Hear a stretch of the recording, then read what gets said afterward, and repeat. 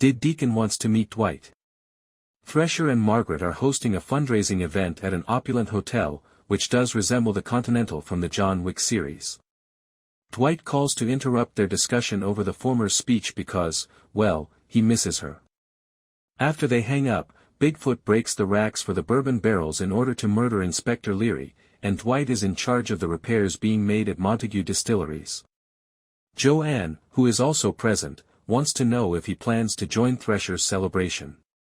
Dwight claims he has not received an invitation. Deacon interrupts them, stating that he is prepared to make the exchange in a place he has selected for the two of them. What was the intended subject of this conversation? Dwight was supposed to pay Deacon an additional $250,000 once he finished building the bomb, but he had already stolen $250,000 to begin the process. However, Dwight declines his offer and declares that they will meet at the place of his choosing. Dwight phones Musso after hanging up on Deacon and informs him that the bomber has chosen a location for their meeting. In an attempt to outdo Dwight, Musso claims that he cannot select a place until he has prepared a squad capable of apprehending Deacon during the exchange, because he wants everything to run as smoothly as possible. As feasible. Dwight tells him that it will, but only if he gets his way. This is what I find puzzling. Due of his personal grudge against Deacon, Musso claimed that the entire Deacon hunt is off the books. How is he going to organize a squad, then? Willn't that require some sort of documentation or authorization from superiors? The fact that Musso can act any way he pleases when the plot requires it and must adhere to procedure when it does not is, in my opinion, really handy. The audience is genuinely kept on the edge of their seats. Musso reveals why he is after Deacon. When Dwight and Musso meet in a parking lot, Musso verifies that he has the necessary funds to make the transaction with Deacon appear as genuine as possible. Dwight brings up the subject of Bill as Musso seems excited about finally being able to capture Deacon. He claims that he is aware that Musso is the one who imprisoned him and that he wants Musso to free Bill and put a stop to this Deacon business since it is consuming time that he would want to utilize for his real company. Musso, however, courageously declines that offer and declares that Bill will remain in that federal jail facility until he believes he may be released. He also suggests that Dwight concentrate on Deacon for the time being, since Dwight will be able to resume his life sooner if he is detained. Dwight and Musso discuss what will truly happen to Deacon if he is apprehended after they get on the road. Dwight fears that he will be released soon and then pursue him and his company because he has a good understanding of the American legal system. Deacon is already pursuing. Tulsa King, Season 3 Episode 8 Recap and Ending Explained. Is Deacon dead or alive? In Tulsa King Season 3's 7th episode, Dwight realized that controlling Sackrider was one of the only options to launch Montague Distilleries and remove Jeremiah from the scene. He first begged Sackrider to swap teams in a courteous manner. After that failed, he arranged for Sackrider and Thresher to meet at the Bread, $2 casino under the guise of getting to know one another before the gubernatorial elections. However, Sackrider's wife, Anna, had told Margaret that Sackrider was addicted to gambling prior to their meeting. Thus, Sackrider continued to lose as Dwight continued to give him casino chips. After the Attorney General's debt had grown unmanageable, Dwight approached him with an offer: if he dropped Jeremiah, lifted the Montague Distilleries prohibition, and supported Thresher in the next elections, he would reimburse Sackrider for his losses. With no other option, Sackrider gave in. Jeremiah was imprisoned as a result of attacking Sackrider at his office. Tyson, Goody, and Spencer were extorting a group of drug-peddling frat lads in parallel with this operation just because they could. What became to Dwight and his team after that? Let's discover. Deacon meets Jeremiah. Because of Dwight's newly formed bond with Sackrider, the restriction on Montague Distilleries is lifted in Tulsa King Season 3 Episode 8. As they get back to work, Dwight says that he will have to call up the National Guard if Jeremiah tries to assault them once more.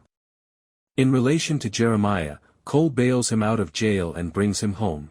I believe Jeremiah would spend some time behind bars for assaulting an attorney general after viewing last week's show.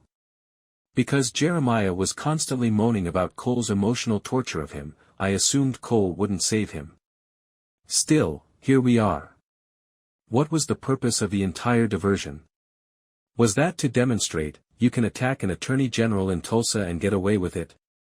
Deacon also appears at the Dunmeyers' estate shortly after they do. Dwight hired Deacon to kill Jeremiah, but it appears that Deacon deceived Dwight, even after receiving payment, because he didn't think Dwight was sufficiently trustworthy. Since Dwight is hanging around with Deacon because Musso has instructed him to do so, he has realized that Dwight has some ulterior motivations and hasn't hired him merely to kill Jeremiah. Deacon worries that Dwight will abandon him to the wolves once he kills Jeremiah. Deacon has chosen to collaborate with Jeremiah because of this. He also plans to murder Dwight in order to appease Jeremiah. Jeremiah orders Cole to leave so that the adults can talk. Shortly after, Deacon installs a bomb after sneaking into the hotel through the back door, which is accessible to employees bringing in supplies and decorations. Additionally, the fact that those three are dressed in raincoats is a sign that bloodshed is imminent. What, though, does Dwight desire from Deacon? He wants Deacon to disclose the identities of everyone he has collaborated with thus far. Putting up a brave front, Deacon declines to comply. The beatdown then starts. A quick cutaway shows Jeremiah and Cole discussing Deacon. Jeremiah boasts about how he and Deacon have formed an alliance to have Dwight killed, something Cole was unable to accomplish. Cole then uses magic to teleport to Tyson and Spencer's party at Higher Plane, where they are selling narcotics they bought from the frat boys. He tells Spencer that Deacon has planted a bomb in a hotel to harm someone close to Dwight, but he doesn't know the specifics. She shares that information with Tyson, who deduces that Thresher's fundraiser is going to be bombed by applying logic. The episode's focus shifts back to Dwight, who has brutalized Deacon's face in this short amount of time and coerced him into making a confession that Mitch has caught on video, while Tyson tries to contact him to warn him. We don't watch the full torture session, but we do get to see Dwight punch Deacon in the face and place a lapel pin with an American flag motif. He then gives Bigfoot and Mitch the command to take Deacon away. However, he receives a call from Tyson at that point, and he is truly taken aback to discover what Deacon has done. After hanging up on Tyson, he calls Musso. Musso tries to launch into a tirade about Dwight's betrayal when he answers the phone, but Dwight interrupts him and orders him to leave the hotel where Thresher is holding his fundraiser before Deacon's bomb goes off. Musso doesn't trust him. Dwight convinces Deacon that he planted a bomb in the motel. Musso doesn't waste any more time organizing the police and the feds and heading to the hotel. Deacon is left to suffer in the graveyard after Mitch and Bigfoot pack him into a coffin that already contains the body of Lawrence Montague. They then accompany Dwight on the rescue effort.